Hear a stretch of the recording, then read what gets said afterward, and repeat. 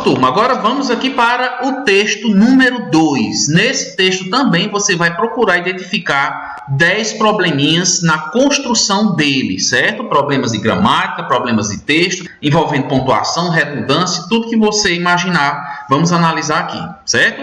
Vamos lá para o texto. Nunca havia viajado de trem.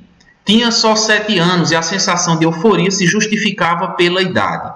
O ano era 1939. A estação era lotada de gente. A última geração dos chapéus na cabeça que os homens tiravam para se despedir.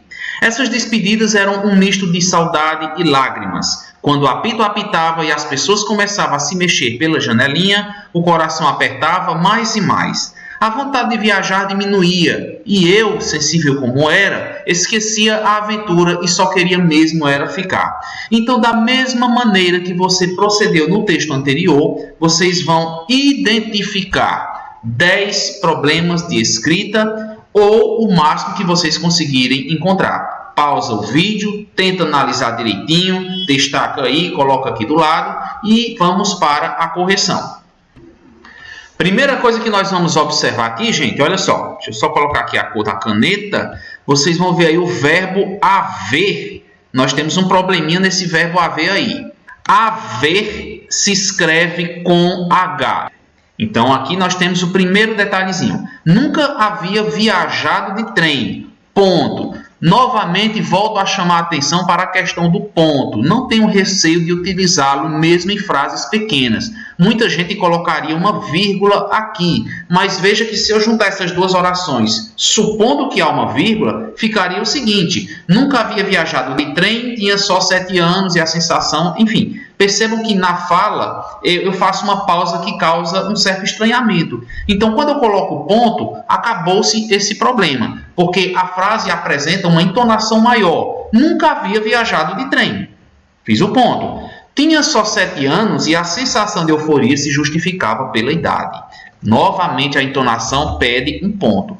O ano era 1939.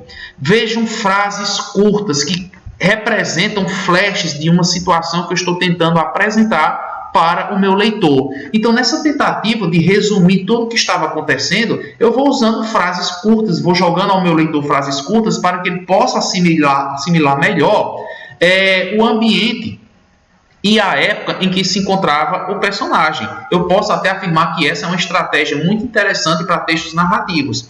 A estação era lotada de gente. Aqui nós temos um segundo probleminha, gente, que é um problema textual. A estação era lotada, mas lotada de gente, para se referir a uma estação, ficaria redundante, porque estação só pode ter pessoas, né? Então a estação era lotada. A última geração dos chapéus na cabeça que os homens tiravam para se despedir. Nesta frase aqui a gente vai encontrar alguns probleminhas. A palavra chapéu tem o seu plural chapéus, com U e não com S.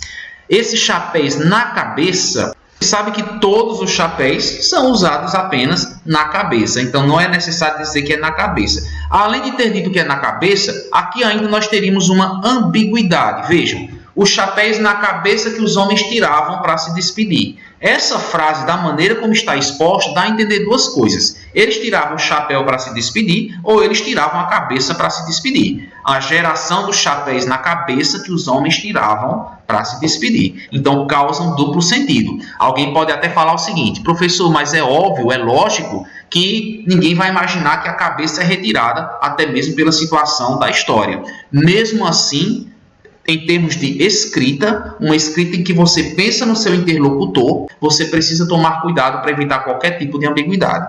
Então, chapéus na cabeça que os homens tiravam para se despedir. Aqui temos o se, não confundir o si, SI, com si, SE, na função de pronome. Esse si com SI é um pronome oblíquo tônico. Ele equivale ao min, por exemplo. Você só emprega após verbos preposicionados. Então, aqui eu tenho que colocar se, se, Professor, mas aqui tem uma preposição. A preposição para, certo? Mas os homens tiravam para despedir-se. Tem um detalhezinho a mais aqui. O verbo é despedir-se, é o que eu chamo de verbos pronominais. Despedir-se, ajoelhar-se, suicidar-se, matar-se, todos esses verbos já trazem o seu pronome reflexivo, o seu pronome de terceira pessoa, no caso SE, certo, pessoal?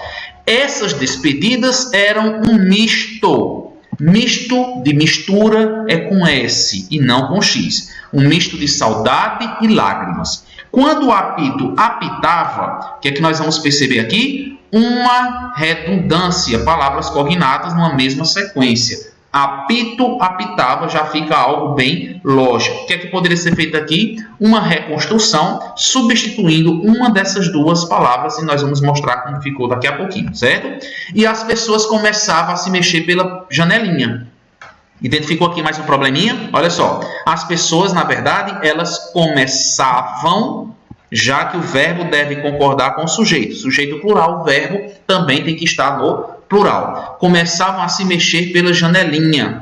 Quando o apito apitava e as pessoas começavam a se mexer pela janelinha, vírgula, muito bem empregada, o coração apertava mais e mais. Mais e mais, será que não é uma redundância com o apito apitava? Isso é uma coisa para a gente analisar com calma. Quando eu digo apito apitava, perceba que soa até com uma coisa lógica, né? Os nossos ouvidos assim não conseguem aceitar numa boa essa expressão apito apitava, mas nós já não temos a mesma reação quando a gente diz que o coração apertava mais e mais.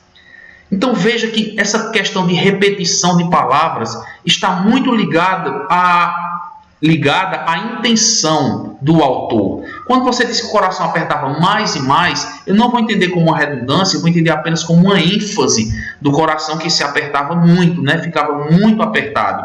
Ao contrário de apito apitava, que não há nenhuma intenção com a repetição desses dois elementos aí.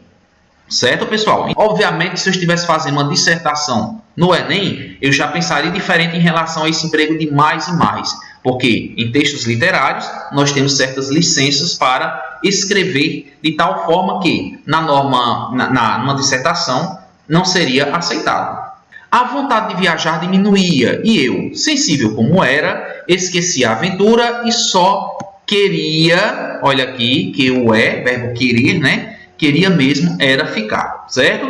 Vamos ver aqui, 1, 2, 3, 4, 5, 6, 7, 8, 9, porque na cabeça é um problema, né? E também nós teríamos aqui a questão da redundância.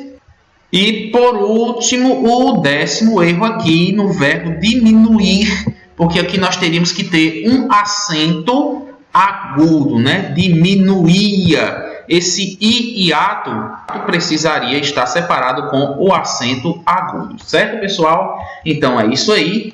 Os 10 erros encontrados e a gente se vê na outra aula. Tchau!